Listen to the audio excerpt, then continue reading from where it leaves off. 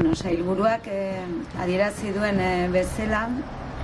gaurko obra bisita honetan, konfirmatu ahal izan dugu obrak erritmo honean doazela, eta hori dudik gabe albiste pozgarria da Usurbilgorriarentzat. Izan ere, tren geltoki berri hau proiektu estrategikoa da gure herriarentzat, arrazoi ezberdinengatik. Batetik esango nuke, bai garraio publikoa eta kasu honetan tren zerbitzua nabarmen hobetzen dela, batez ere tren geltokia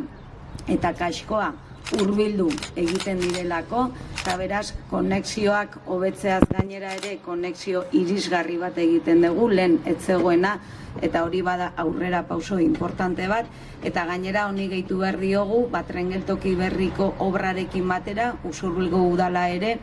San Esteban kalea, kaskotik tren geltokira datorren kale nagusia, lotura nagusia berurbanizatzen ari garela, lehen kotxeak nagusi ziren tokian orain oinezkoak eta bizikletek dutela lehentasuna, eta beraz oinezko lotura eta gerora etorriko den zubi pasarela berriarekin eta igogailuekin oinezko lotura hori erabat irisgarria egiten degula. Eta nabarmendu nahi dut, bai ETS burutzen ari den tren geltokiko obra eta Usurbilgo udala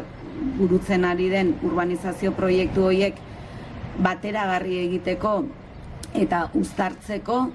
ETS-en aldetik egon den borondatea eta eduki degune elkarlana, eta hori bada ere nabarmendu nahiko nuken aspektu bat. Eta bestetik, esan bezala, garraio zerbitzua indartzen da, trenera hurbiltzeko moduak hobetu egiten dira, eta horretaz aparte sailburuak azpimarratu duen bezala segurtasunean ere asko irabazten dugu. Izan ere tren geltokia mugitu izanak ekarriko duelako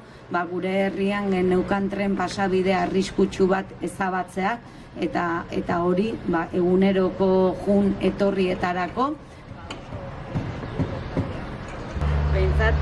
bai ETS-eri eta bai Eusko Jaurlaritzari eskerrak eman nahi dizkiegula Usurbil beraien agendan kokatzeagatik, izan ere proiektu hau aspaldikoa da, 2020an berrartzen da, eta guk uste genuen zeukala ETS-ek zor historiko bat Usurbilekin, eta iruditzen zait zor hori kitatzen dela proiektu honekin, eta zentzu horretan eskerrak luzatzen.